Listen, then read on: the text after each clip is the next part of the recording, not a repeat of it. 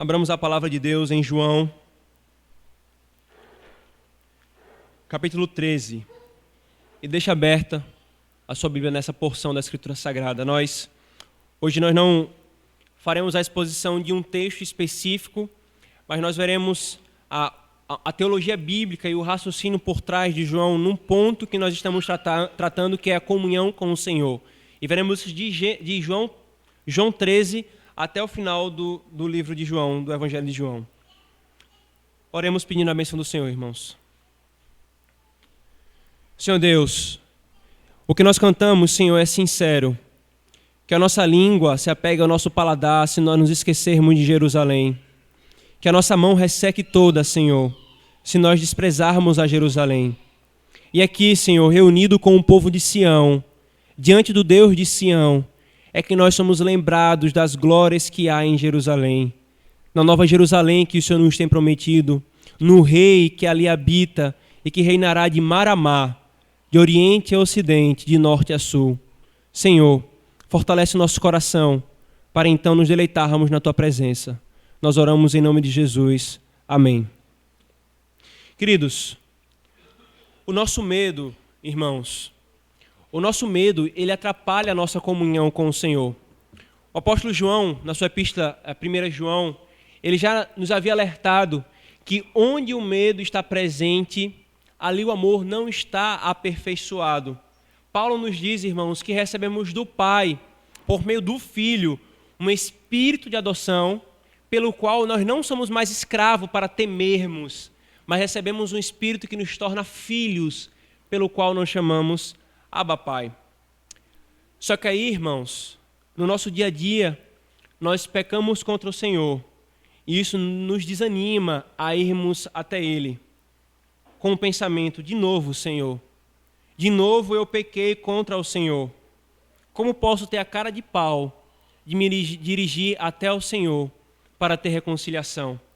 Ou então, irmãos, depois dos sermões de domingo passado, em que o Senhor nos repreendeu duramente com relação às nossas negligências, a nossa forma relutante de nos lançarmos na comunhão do Senhor, o nosso coração então fica relutante, fica temeroso em se aproximar do Senhor novamente, por causa da vergonha e do medo. Nós tememos nos aproximar do Senhor. Mas, irmãos, não há o que temer. Hoje pela manhã e agora pela noite nós continuaremos nesse mesmo tema, em agora vendo outro texto, nós vimos que Deus está interessado e ativamente envolvido na comunhão com o seu povo. Em outras palavras, Deus quer ter comunhão com o seu povo. Por isso não há o que temer, irmãos. Não há o que temer. E hoje à noite nós veremos isso analisando o Evangelho de João, esses 11 capítulos de João 13 até o final do livro de João, irmãos. A finalidade de João, queridos, ao escrever o seu evangelho, e foi escrito consideravelmente depois de um tempo em que os 3 evangelhos chamados sinóticos, eles foram escritos.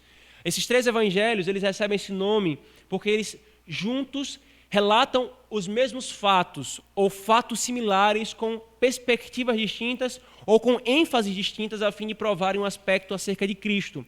João, então, escreve um evangelho não simplesmente para complementar esses, mas também termina servindo dessa forma, mas para provar uma coisa, que Jesus Cristo é o Deus encarnado que habita no meio do seu povo.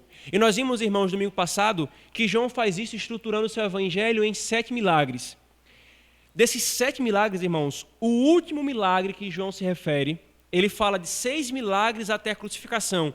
O último milagre é exatamente a ressurreição dos mortos. É o maior de todos os milagres, é o maior de todos os sinais que João apresenta de Cristo.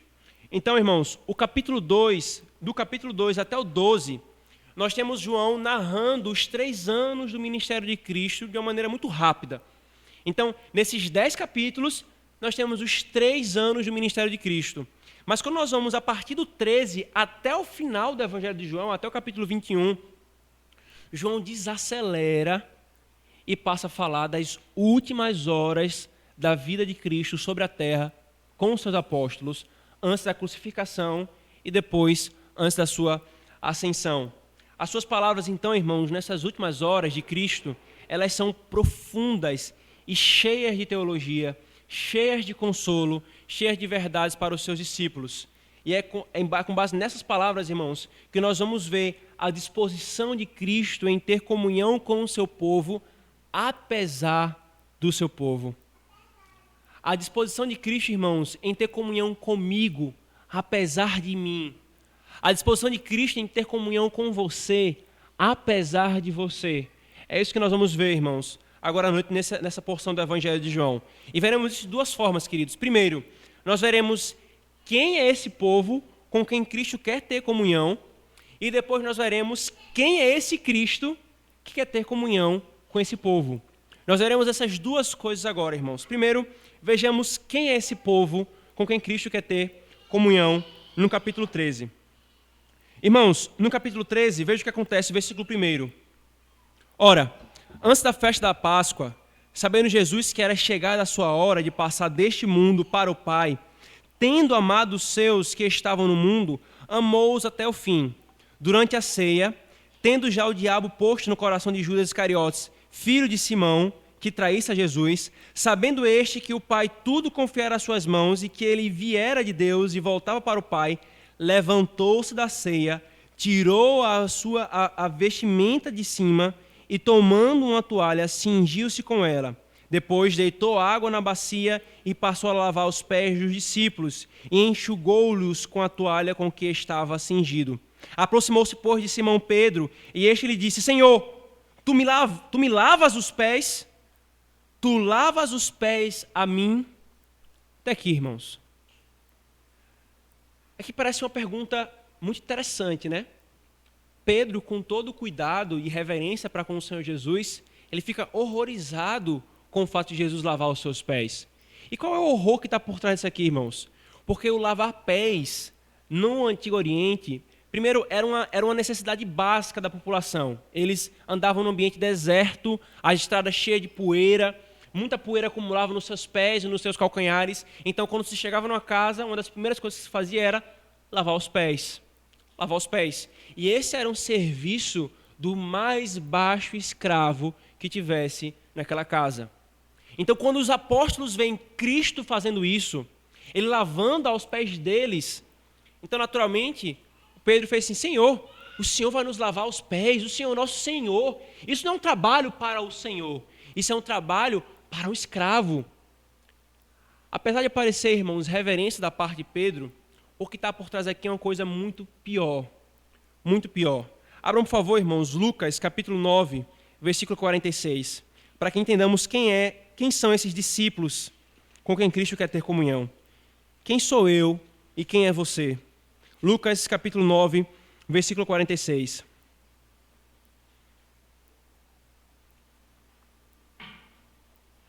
Levantou-se entre eles uma discussão sobre qual deles seria o maior.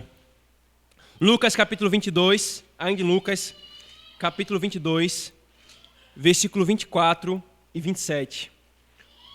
Lucas, capítulo 22, versículo 24 a 27. Suscitaram também entre si uma discussão sobre qual deles parecia ser o maior. Mas Jesus lhe disse: os reis dos povos dominam sobre eles e os que exercem autoridade são chamados benfeitores. Mas vós não sois assim. Pelo contrário, o maior entre vós seja como o menor, e aquele que dirige como o que serve. Pois qual é o maior? Quem está à mesa ou quem serve? Porventura, não é quem está à mesa? Pois no meio de vós eu sou como quem serve. Irmãos, o que estava por trás do coração de Pedro, ao ter essa resistência à lavagem do seu pé por meio de Jesus Cristo, não era simplesmente uma reverência pelo seu Senhor, mas era um coração soberbo, como o dos seus irmãos apóstolos. Eles estavam há alguns dias, talvez há alguns meses, e os evangelhos relatam diversas situações em que essa mesma discussão volta várias vezes. Cristo fala uma vez com eles de novo estão discutindo sobre quem é o maior. Cristo fala de novo com eles de novo estão discutindo sobre quem é o maior. O que está por trás aqui, irmãos? Quem são esses discípulos com quem Cristo quer ter comunhão? São soberbos. São soberbos. Querem ser servidos e não querem servir. Ainda, irmãos, ainda no capítulo 13, esses discípulos, queridos, são preceptados. Versículo 9 a 10. Vamos ler de onde paramos. Versículo 7. Respondeu-lhe Jesus: o que eu faço não sabes agora, compreendê-lo-ás depois. Disse-lhe Pedro: nunca me lavarás os pés. Respondeu-lhe Jesus: se eu não te lavar, não tens parte comigo. Então Pedro lhe pediu: Senhor, não somente os pés, mas também as mãos e a cabeça. Declarou-lhe Jesus: quem já se banhou não necessita se lavar senão os pés, quanto o mais está todo limpo. Ora, vós está limpos, mas não todos. Então, irmãos, Pedro vai de um extremo a outro com muita naturalidade, com muita velocidade. De um: Senhor, nunca me lavarás. E então se lança no outro extremo: então me lava todinho, Senhor, da cabeça, os pés, todo o meu corpo. E aí parece assim: não, Pedro foi e agarrou a palavra de Cristo, né? Ele creu. Não, irmãos. Quando nós olhamos para toda a postura de Pedro, antes e depois desse texto, nós temos aqui exatamente um homem precipitado. Um homem que não pondera nas coisas que Cristo está falando, mas é impetuoso. Se lança de maneira irrefletida naquilo que Cristo tem ensinado a eles. Os seus discípulos, irmãos, com quem Cristo quer ter comunhão, é precipitado, que não conseguem nem entender direito uma orientação e um ensino. Mas se não parasse aqui, irmãos, sabe o que esses discípulos também são? Eles são traidores. Nós acabamos de ler o versículo 10 e o versículo 11, quando Jesus disse que, mas nem todos estão limpos. Agora o versículo 11, pois ele sabia quem era o traidor. Foi por isso que disse, nem todos estáis limpos. Ainda, irmãos, por favor, versículo 21 e 30, a 30 do capítulo 13. Ditas essas coisas, angustiou-se Jesus em espírito e afirmou: em verdade vos digo que um dentre vós me trairá. Então os discípulos olharam uns para os outros, sem saber a quem ele se referia. Ora, ali estava conchegado a Jesus um dos seus discípulos, aquele a quem ele amava. A esse fez Simão Pedro sinal, dizendo-lhe: pergunta a quem ele se refere. Então, aquele discípulo, reclinando-se sobre o peito de Jesus, perguntou-lhe: Senhor, quem é? Respondeu-lhe Jesus: é aquele a quem eu der o pedaço de pão molhado. Tomou, pois, um pedaço de pão e, tendo-o molhado, deu a Judas, filho de Simão Iscariotes. Irmãos, dentre os seus discípulos, com quem ele estava tendo comunhão de maneira explícita, de maneira geral, é claro que com Judas ele não tinha comunhão real e verdadeira, mas externamente ele estava no meio daquele grupo que estava tendo comunhão com o Senhor. Você tem traidores. Aí você fala assim: não, mas foi só Judas o traidor. É? Mas não foi só Judas que abandonou a Cristo. Veja, por favor, versículo 36 a 38. Perguntou-lhe Simão Pedro: Senhor, para onde vais? Respondeu-lhe Jesus: para onde eu vou, não me pode seguir agora. Mais tarde, porém, me seguirás. Replicou-lhe Pedro: Senhor, por que não posso seguir-te? Por ti darei a própria vida. Respondeu-lhe Jesus: darás a vida por mim? Em verdade te digo que jamais cantará o galo antes que me negue 3 vezes. Capítulo 18, irmãos, por favor. Capítulo 18, versículo 15 em diante. Simão Pedro e outro discípulo que seguiam a Jesus, sendo este discípulo conhecido do sumo sacerdote, entrou para o pátio deste com Jesus. Pedro, porém, ficou de fora, junto à porta. Saindo, pois, o outro discípulo, que era conhecido do sumo sacerdote, falou com a encarregada da porta e levou a Pedro para dentro. Então a criada, encarregada da porta, perguntou a Pedro: não és tu também um dos discípulos deste homem? Não sou, respondeu ele. Ora, os servos e os guardas estavam ali, tendo acendido um braseiro por causa do frio, e aquentando-se, Pedro estava no meio deles também, aquentando-se. Agora veja novamente o versículo 25. Estava lá Pedro, aquentando-se, e perguntaram-lhe, pois: és tu, porventura, um dos discípulos dele? Negou e disse: não sou. Um dos servos do sumo sacerdote, parente daquele a quem Pedro tinha decepado a orelha, perguntou: não te vi eu no jardim com ele? De novo, Pedro negou, e no mesmo instante cantou o galo. Irmãos,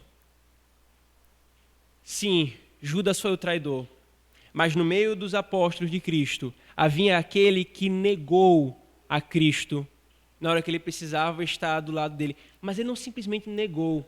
Ele acabara de dizer: Senhor, por ti eu darei a minha vida. E na primeira ocasião, eu não o conheço. E não apenas isso, irmãos. Quando o Senhor foi preso, todos os apóstolos fugiram. E nenhum deles, com exceção desses dois, Pedro e João, foram com Cristo até o final. E daqui em diante, apenas João o seguiu. Nós temos aqui, irmãos, discípulos soberbos, precipitados, traidores, covardes, infiéis e ainda, irmãos, incrédulos e lentos para crer. Veja, por favor, o versículo 14.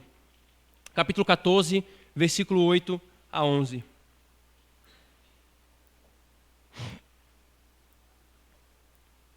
Replicou-lhe Filipe, Senhor, mostra-nos o Pai e isso nos basta.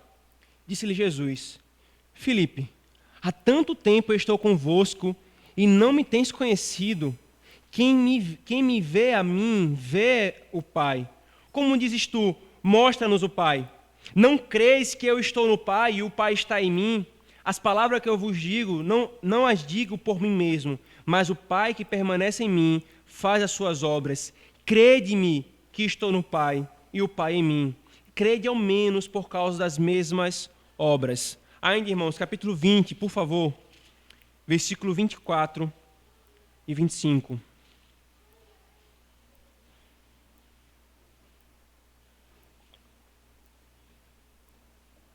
Ora, Tomé, um dos 12, chamado Dídimo, não estava com eles no meio quando veio Jesus. Disseram-lhe, então, os outros discípulos, vimos o Senhor.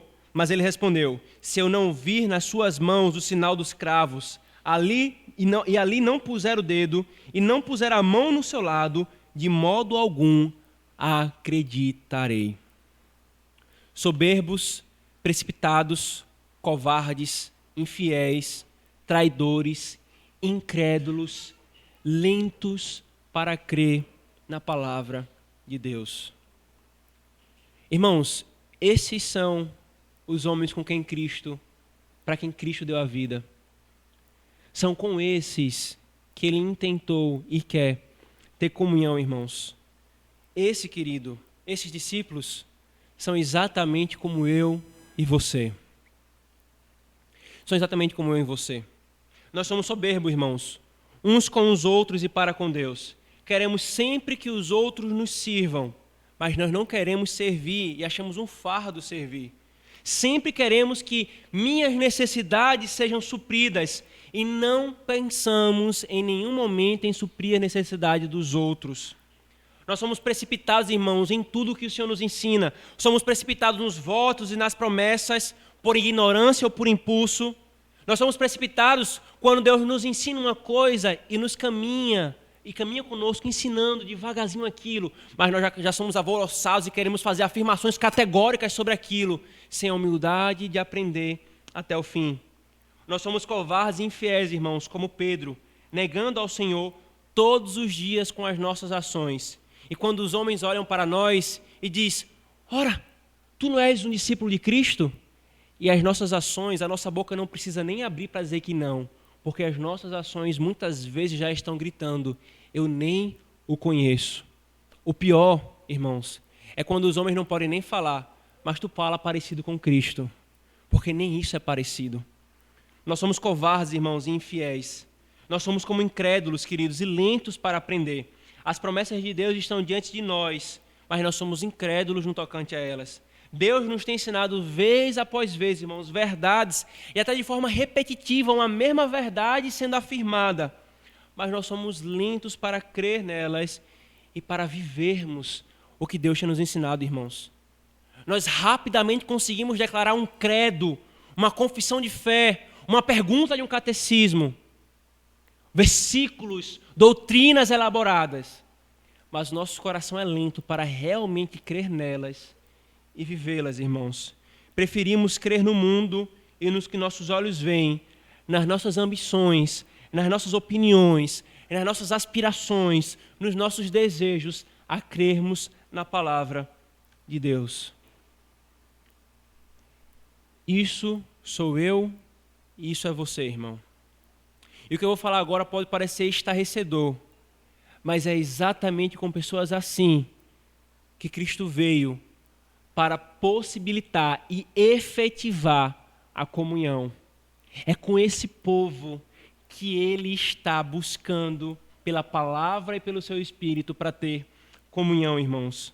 Não é a comunhão com o nosso pecado, queridos, é que eu preciso deixar claro, como se fosse venham como estão e permaneçam como estão. Isso é diabólico e tem muitas igrejas ensinando isso. Não é isso, mas é para mostrar que ele se inclina para as nossas fraquezas. O que vocês são isso. E digam de minha comunhão, não.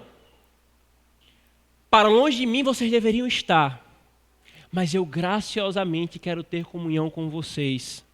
Graciosamente eu fiz o que fiz para ter comunhão com vocês. E tudo isso aqui que eu estou expondo do seu coração, o Senhor está nos falando, irmãos, é exatamente para mostrar para você uma coisa. Realmente eu não deveria ter comunhão com você, igreja, mas eu quero ter comunhão por graça e amor.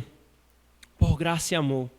Não por sua justiça, mas por minha justiça e por minha graça, irmãos. Ele tem o seu coração, queridos, inclinado misericordiosamente para o seu povo. E por essa graça e misericórdia, irmãos, ele quer ter comunhão conosco. Mais um motivo, irmãos, para que nós não temamos, mas sejamos encorajados à comunhão com ele.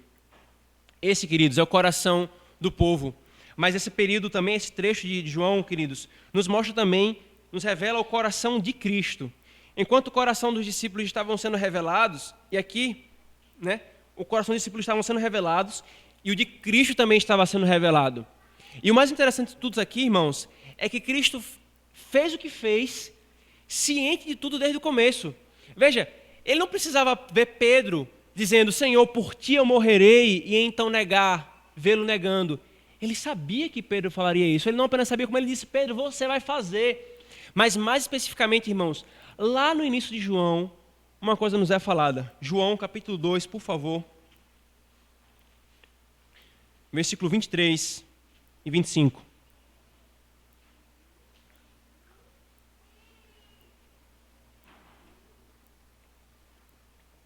Estando ele em Jerusalém durante a festa da Páscoa, muitos, vendo os sinais que ele fazia, creram no seu nome. Mas o próprio Jesus não se confiava a eles, porque os conhecia a todos. E não precisava de que ninguém lhe desse testemunho a respeito do homem, porque ele mesmo sabia o que era a natureza humana. Irmãos, Cristo sabia desde o princípio o que é que eles eram. O que é que eles eram. Mas ainda assim, irmãos, o coração terno de Cristo, o coração misericordioso de Cristo, inclinado para a comunhão com o seu povo, é revelado dessa forma. Eu quero ter comunhão com o meu povo. Veja o que ele faz, irmãos. Volte comigo para João capítulo 13. Ele lava os pés dos seus discípulos, obviamente aqui simbolizando a lavagem dos pecados, para que eles tenham parte com ele. Ele diz, disse-lhe Pedro, nunca me lavarás os pés. Respondeu-lhe Jesus, se eu não te lavar, não tens parte comigo. O que ele estava fazendo aqui, irmãos? Se eu não te lavar, não tens parte comigo. Ora, se eu estou te lavando, é porque eu quero que tenhas parte comigo. Ele lava os pés dos seus apóstolos, mesmo sabendo que eles eram soberbos. Ainda, irmãos, ele trata com ternura os seus discípulos. Veja, por favor, ainda no capítulo 13, versículo 33 e 34. Veja o que ele fala. Filhinhos, um bando de imaturo, de soberbo e de incrédulo, ele chama de filhinhos. Ainda por um pouco estou convosco, buscar-me-eis, e o que eu disse aos judeus também vos digo a vós outros, para onde eu vou, vós não podereis ir. Novo mandamento eu vos dou, que vos ameis uns aos outros, agora perceba, assim como eu vos amei, que também vos ameis uns aos outros. Veja a ternura, irmãos, com que Cristo trata esses homens. Filhinhos, eu vos amei. E não para aí, irmãos. Veja capítulo 15, versículo 13, por favor. Capítulo 15, versículo 13. Novamente, no meio do seu sermão, do seu discurso para os seus apóstolos, ele diz: ninguém tem maior amor do que este, de dar a alguém a própria vida em favor dos seus amigos. E quem são os amigos de Cristo? Vós sois meus amigos, se fazeis o que eu vos mando. Irmãos, Cristo os chama de filhinhos, eu vos amei, eu dou a própria vida. No capítulo 15, versículo 14 e 16, ele chama amigos, eu vos escolhi. Não foram vocês que me escolheram, Cristo fala no capítulo 15, versículo 14 a 16, mas eu vos escolhi para irem e darem frutos. Ele trata esses apóstolos, irmãos, com ternura. E não apenas lava os seus discípulos, trata com ternura, mas também, apesar de tudo, dá consolo a eles. Veja, por favor, capítulo 14, versículo do 1 a 3. Na verdade, irmãos, a partir do capítulo 14 até o capítulo 17 é só Cristo trazendo consolo para os apóstolos. Mas veja esses textos emblemáticos. Ele diz: não se turbe o vosso coração.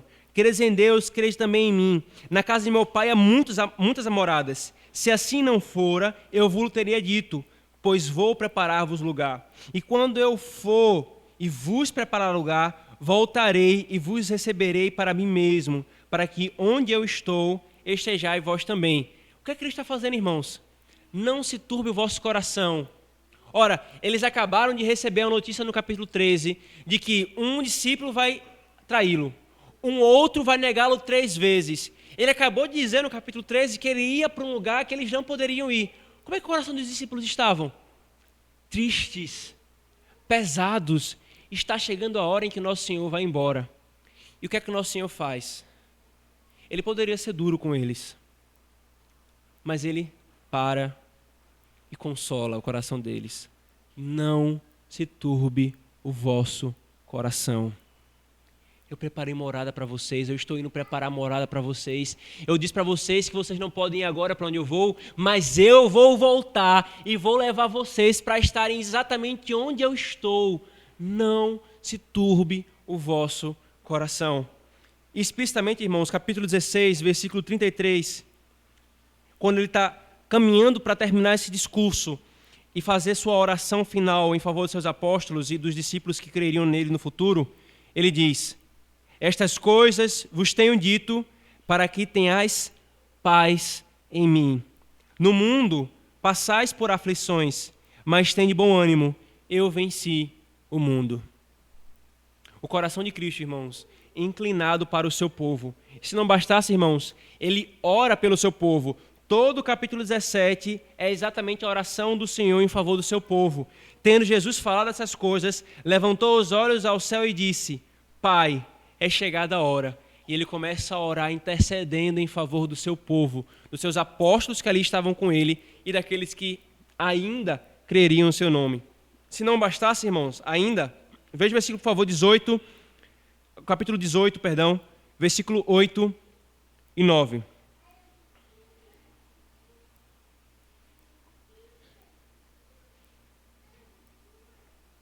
Então, quando a multidão vai prender Jesus, é dito: então lhes disse Jesus: eu já vos declarei que sou eu.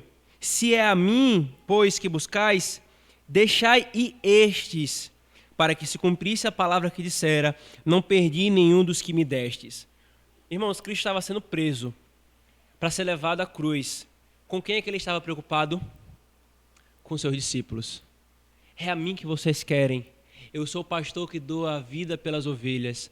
Deixai estes irem, para que se cumpra a escritura de que eu não perdi nenhum dos meus. E por último, irmãos, ainda na cruz, minutos antes da sua morte, ele ainda estava pensando nos seus discípulos.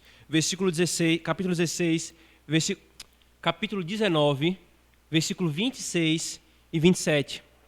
Capítulo 19, versículo 26 e 27. Vendo Jesus sua mãe e junto a ela o discípulo amado, esse discípulo amado aqui, irmãos, é o apóstolo João, o autor do Evangelho, disse: mulher, eis aí teu filho. E depois disse ao discípulo: eis aí a tua mãe. Dessa hora em diante, o discípulo a tomou para casa.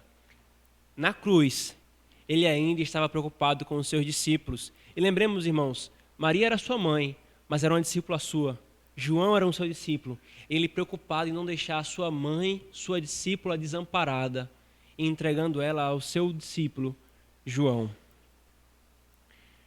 Então, irmãos, depois de toda essa descrição do coração de Cristo antes da sua morte e ressurreição, você pode se maravilhar com esse Cristo e dizer: que Cristo maravilhoso! Sim, esse é o Redentor, perfeito até os últimos segundos da sua vida. Mas ele fez isso porque tinha de cumprir toda a lei. Ele tinha de amar eles até o fim. Mas depois da sua obra completa, depois da sua ressurreição, sem dúvida, ele virá com ira contra os seus discípulos e vai tirar satisfação com eles do que eles fizeram. Ele agora está, como a gente fala aqui no Nordeste, por cima da carne seca. Ele não dará bola para os seus discípulos soberbos, precipitados, traidores, covardes, infiéis, incrédulos e lentos para aprender. Ele não vai querer comunhão com estes. Cristo também deve estar farto de mim, que desprezei a comunhão esses últimos dias, ou esses últimos meses, ou esses últimos anos. Talvez esse possa ser o seu pensamento depois de ver tudo isso acerca do coração de Cristo. Se você pensou isso, se você nutre em seu coração um medo de se aproximar dele, em confissão, reconhecendo os seus pecados, como se ele fosse te desprezar, irmãos, saiba de uma coisa: há mais engano nesse seu pensamento de que achar que o sol é frio. Há mais engano nesse seu pensamento do que dizer que a água não molha ou que a água é seca. Cristo tem o seu coração inclinado para o seu povo, irmãos. Todo aquele que é o seu povo, que coloca a sua fé verdadeiramente nele, se arrepende dos seus pecados, ele sempre vai o acolher. Vinde benditos do meu Pai, vinde benditos do meu Pai. Ele diz com o seu coração inclinado para o seu povo. Não há o que temer, irmãos. Não há o que temer. E para que fique claro, queridos, o coração terno de Cristo, se inclinando para os seus discípulos, se compadecendo dele, se inclinando para mim e para você que é pecador e que tantas vezes desprezamos a comunhão com ele, irmãos, para que fique claro que ele está desejando ardentemente ter comunhão com o seu povo, para que fique claro que ele não é um rei soberbo, mas é realmente um rei humilde. Veja o que é revelado acerca do seu coração depois da ressurreição. Capítulo 20, versículo 11 a 18. Maria, entrando, permanecia junto à entrada do túmulo chorando. Enquanto chorava, abaixou-se e olhou para dentro do túmulo. E viu 2 anjos vestidos de branco, sentados onde o corpo de Jesus fora posto, um à cabeceira e outro aos pés. Então eles lhe perguntaram: mulher, por que choras? Ela lhes respondeu: porque levaram o meu Senhor e eu não sei onde o puseram. Então, tendo dito isso, voltou-se para trás e viu Jesus em pé, mas não reconheceu que era Jesus. Perguntou-lhe Jesus: mulher, por que choras? A quem procuras? Ela, supondo ser ele o jardineiro, respondeu: Senhor, se tu o tiraste, dize-me onde o puseste e eu o levarei. Disse-lhe Jesus: Maria. Ela, voltando-se, lhe disse em hebraico: Rabone, que quer dizer mestre. Respondeu-lhe Jesus: não me detenhas, porque ainda não subi para meu Pai, mas vai ter com os meus irmãos. E dize-lhes: subo para o meu Pai e vosso Pai, para meu Deus e vosso Deus. Então saiu Maria Madalena, anunciando aos discípulos: vi o Senhor, e contava que ele lhes dissera estas coisas. Irmãos, a primeira coisa que Jesus manda Maria Madalena dizer aos seus discípulos soberbos, precipitados, traidores, covardes, infiéis, incrédulos, lentos para aprender, sabe o que é? Vai dizer aos meus irmãos que eu vou para o meu Pai e para o vosso Pai. Para o vosso Pai. Que recado maravilhoso, irmãos. Que recado maravilhoso para corações temerosos. Imagine você, os discípulos passaram por tudo que eles passaram, com tantos pecados que eles cometeram, exatamente na hora em que eles precisavam ser firmes. A primeira coisa que Cristo fala para eles é: vocês são meus irmãos. O meu Pai é o vosso Pai. O meu Deus é o vosso Deus.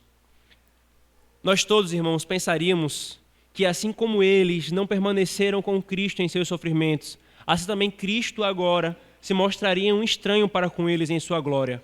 Ou, no mínimo, as suas primeiras palavras seriam de repreensão por sua falta de fé e infidelidade. Mas não encontramos, irmãos, nada disso. O que nós encontramos, a primeira palavra é: meus irmãos. Meus irmãos. Abra, por favor, Hebreus capítulo 2, versículo 11. O que é que está sendo falado aqui, irmãos?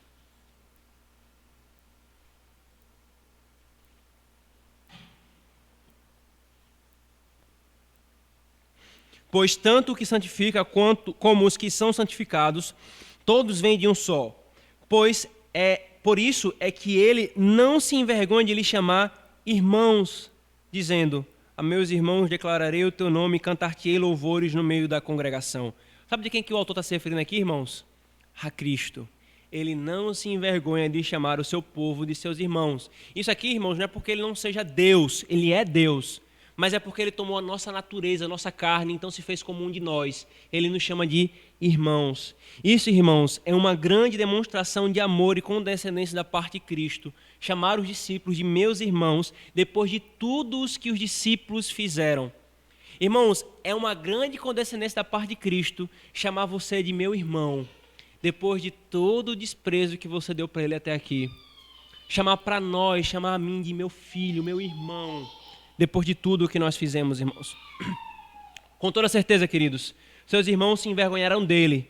Agora, o fato de ele os chamar assim, meus irmãos, no primeiro momento em que entrou em sua glória, reforça mais ainda o seu amor para com eles. Ele se conduz como José, quando se colocou em posição exaltada e se revelou aos seus irmãos e disse: eu sou José, irmão de vocês. Assim, Cristo diz a eles agora: diga-lhes, Maria, diga-lhes que você me viu, diga aos meus irmãos, eu ainda os considero meus irmãos, apesar de tudo. Essa foi a primeira saudação, irmãos, que ele fez. Mas qual foi a primeira mensagem que Jesus mandou? A primeira mensagem é: eu vou para o meu Pai e para o Pai de vocês. Para o meu Pai e para o vosso Pai. Sem dúvida, irmãos, uma palavra extremamente amigável, manifestando infinitamente mais amor do que a própria palavra de José. Eu acabei de falar que José é um tipo de Cristo. Os seus irmãos desprezaram, abandonaram a José. Os seus irmãos, os discípulos, desprezaram e abandonaram a Cristo. Quando José é colocado na glória do Egito e Cristo é colocado na glória da ressurreição, ambos se revelam para os seus traidores: vocês são meus irmãos. Mas José acrescenta: eu sou o seu irmão que vocês venderam para o Egito. Mas Cristo, nenhuma única palavra diz sobre o que aconteceu. Ele não diz: eu sou o irmão de vocês, aquele que você, Pedro, negou, aquele que você, João Marcos, fugiu, aquele que você, Tadeu, aquele que você... Não, apenas eu sou seu irmão. O meu Pai é o vosso Pai, o meu Deus é o vosso Deus. Que palavra, irmãos, que palavra que nos mostra a inclinação de Cristo para a comunhão com o seu povo. E qual é, irmãos, a primeira coisa que Jesus fala quando ele aparece para esses discípulos? Veja, por favor, o versículo 19 do capítulo 20.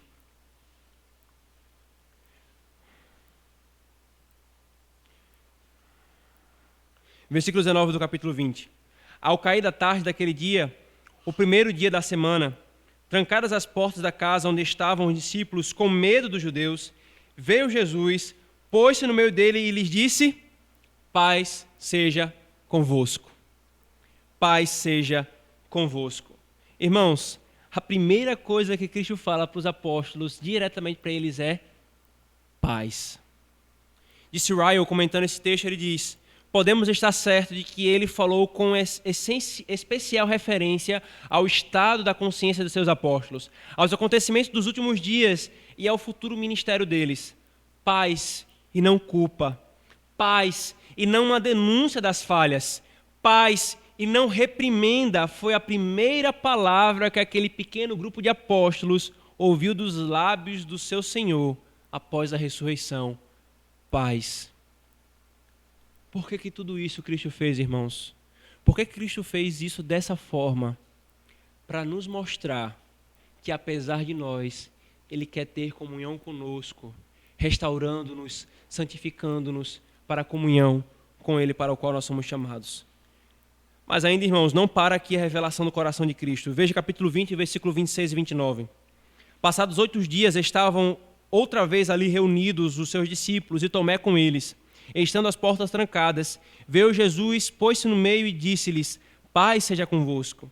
E logo disse a Tomé: Põe aqui o dedo e vê as minhas mãos. Chega também a mão e põe-me no meu lado. Não sejais incrédulo, mas crente. Respondeu-lhe Tomé: Senhor meu e Deus meu. Disse-lhe Jesus: Porque me viste e crestes? Bem-aventurados que não viram e creram. Irmãos, o que é que Cristo faz então com a incredulidade de Tomé? Sim, ele repreende, porque não há nenhum pecado que mais o indigne do que a incredulidade no seu povo. Mas ele não despreza Tomé. Até na sua repreensão ele mostra paciência. Paciência. Ele aparece. Está aqui, Tomé. A primeira coisa que ele fala é: se volta para Tomé. Está aqui as minhas feridas, Tomé. Põe aqui a tua mão do meu lado.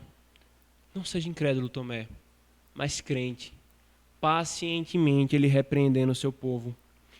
Nenhum pecado, irmãos, neles o perturba mais. Unicamente a incredulidade deles. O que mostra que ele deseja, acima de tudo, que os homens creiam nele, para que ele seja mais glorificado e tenha comunhão com eles. É difícil, irmãos, pensarmos em uma atitude mais compassiva e paciente do que a do nosso Senhor Jesus Cristo ao lidar com este frágil discípulo. Ele não rejeitou, desprezou ou excomungou, mas foi com demonstração de amor e paciência que ele tratou Tomé, que ele nos trata, irmãos, até hoje. E ainda, queridos, capítulo 21, versículo 15. Novamente, ele trata os apóstolos do mesmo jeito que ele tratou eles antes da sua morte e ressurreição. Capítulo 21, versículo 5. Jesus novamente aparece para eles. Perguntou-lhe Jesus: Filhos, tendes aí alguma coisa de comer? Respondeu-lhes: Não. Como é que ele trata eles? Filhos. E por último, irmãos, capítulo 21, versículo 15 a 17.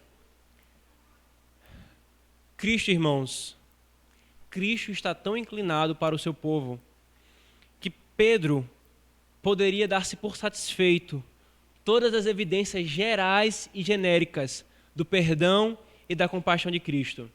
Mas Cristo, ele não se contenta com uma proclamação genérica do perdão. Ele vai até a Pedro e restaura-o, dizendo: Depois de terem comido, perguntou Jesus a Simão Pedro: Simão, filho de João, amas-me mais do que estes outros? Respondeu-lhe: Sim, Senhor, tu sabes que te amo. Ele lhe disse: Apacenta os meus cordeiros.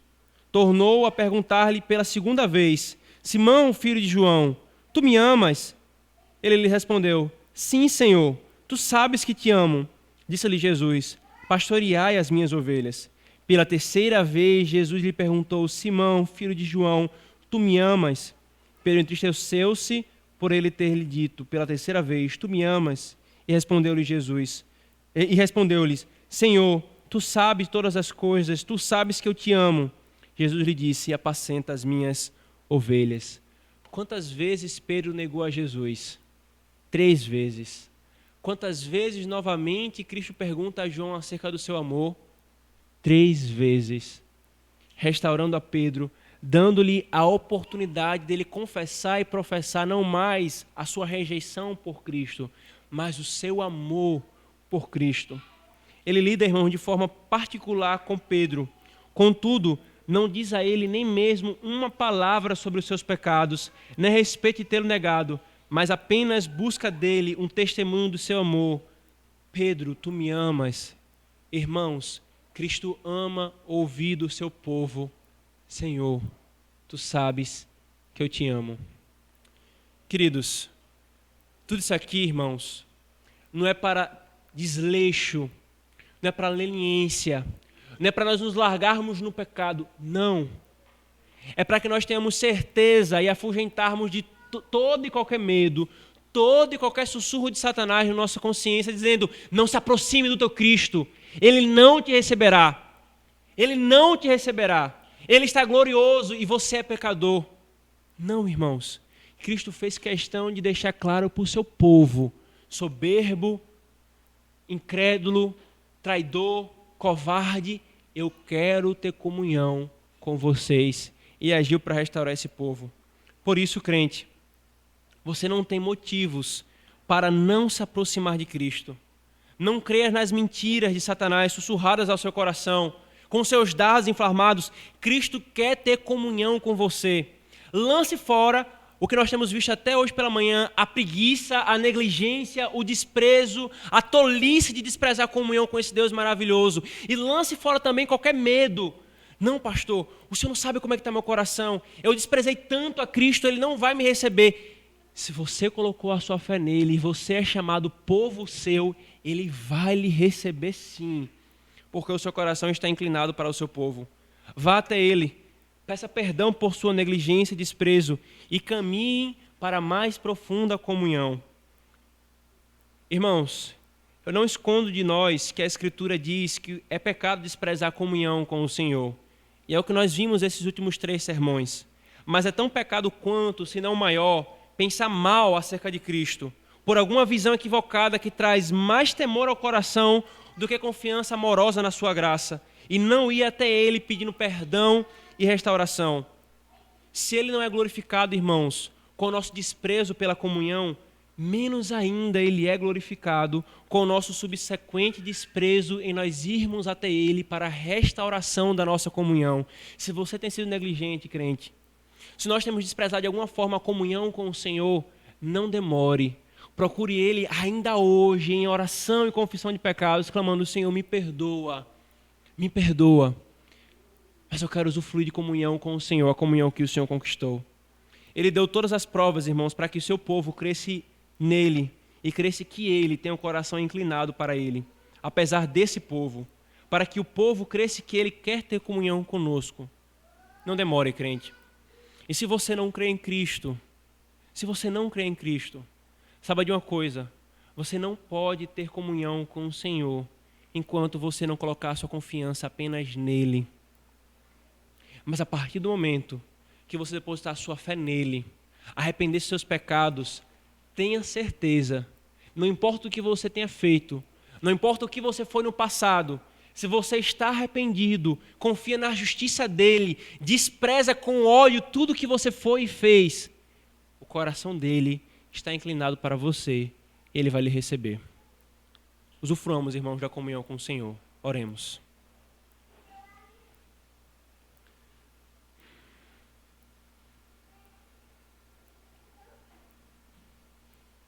Senhor Deus, obrigado, Senhor. Obrigado porque nós não temos na Tua Escritura apenas a Tua lei que expõe a nossa fraqueza, o nosso pecado, Senhor, que mostra-nos o quão soberbos somos nós, precipitados, traidores, covardes, infiéis, Senhor, incrédulos e lentos para crermos na Tua palavra.